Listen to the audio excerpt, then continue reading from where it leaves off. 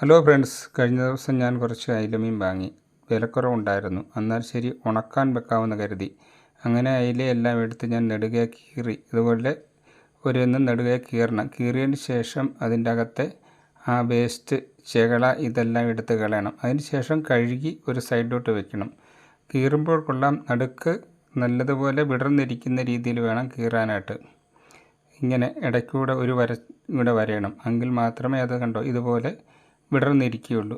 അങ്ങനെ അയിലകളെല്ലാം ഞാൻ എടുത്ത് കൃത്യമായിട്ട് കഴുകി വെച്ചു. അതിന് ശേഷം ഒരു അടിയിൽ കിഴുത്തയുള്ളൊരു പാത്രം എടുത്ത് അതിൽ ഞാൻ ഉപ്പുകളെല്ലാം വിതറി. ഉപ്പ് വിതറിയതിന് ശേഷം ഒരേ മീനും എടുത്ത് മലർത്തിയാണ് വെക്കുന്നത്. കണ്ടോ, കീറിയതിന് ശേഷം എല്ലാം മലർന്നിരിക്കുകയാണ്.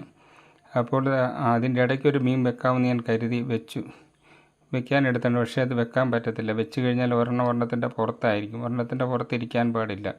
കണ്ടോ, ആ വെച്ച ഒരു ലെയറിൽ പിന്നെയും ഉപ്പ് അതിനകത്തിട്ടിട്ടുണ്ട്. ആ ഉപ്പെല്ലാം ഇട്ടതിന് ശേഷം മാത്രമേ അടുത്ത മീൻ വെക്കാവുള്ളൂ. ഉപ്പ് അത്യാവശ്യം നല്ലതുപോലെ ഉപ്പിടണം. എങ്കിൽ മാത്രമേ ശരിയാകത്തുള്ളൂ. അടുത്തൊരു ലെയർ കണ്ടോ, ഈ ലെയർ ഞാൻ ഉപ്പിട്ടു. ഉപ്പെല്ലാം ഇട്ടതിന് ശേഷം അതിനൊരു പ്ലാസ്റ്റിക് കവർ കൊണ്ട് അതിൻ്റെ മുകളിൽ മറച്ചതിന് ശേഷം ഒരു വെയിറ്റ് എടുത്ത് വെച്ചു.